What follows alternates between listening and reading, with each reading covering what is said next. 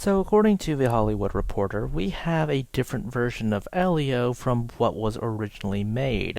This is in light of the movie having issues trying to make back its budget, let alone make a profit. This is all while that stupid Lilo and Stitch remake is about to cross $1 billion at the box office, and a sequel is apparently in the works. I just can't even. So, let's talk about the actual movie Elio for a bit. The original cut, according to The Hollywood Handle, which is reposting from The Hollywood Reporter, says we were going to get a queer-coded Elio who apparently had a male crush in his bedroom because of pictures on the wall. The budget was apparently north of $200 million, so I'm going to assume $300 million was the total to just break even. What I mean by this is you had to actually make the movie, which is around like $200 million. I assume it goes up to $250 million. And then you have to advertise the movie, which would put it in the range of $300 million to $350 million. And there were two contradictory reports that I found very interesting. The first one is the Elio in theaters right now is far worse than Adrian's best version of the original.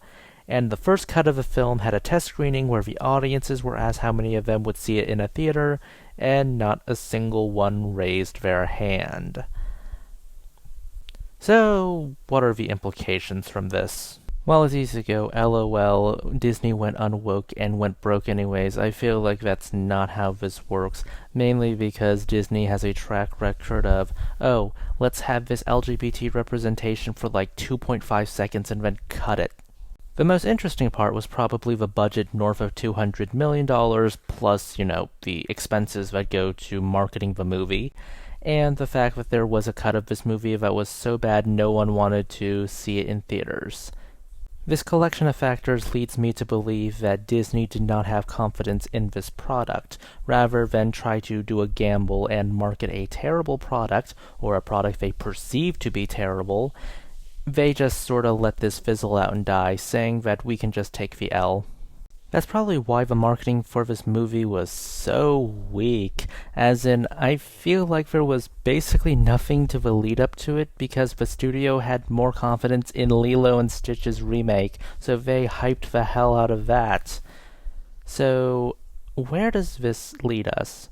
It probably means less original products because they're going to say, oh, the reason why no one saw this is because no one wants to see an original story anymore, and then pat themselves on the back. As opposed to the tried and true method of making money, which involves actually letting people know your product exists and when it's releasing, so therefore you can go make money off of it. Seriously, this isn't hard to do. I just feel like the lack of marketing is just a way of saying, we have no confidence in this product, we're just going to let it fail because of contractual obligations to just release it. Of course, this is just me speculating on what happened. We don't know the full picture of what did happen. Like I said, we got two contradictory statements from The Hollywood Reporter, so your guess is as good as mine. This is just a guy screaming into the void. Those are just my thoughts. Please consider liking, subscribing, tipping the channel, and Ko-fi. This is Cyril signing off.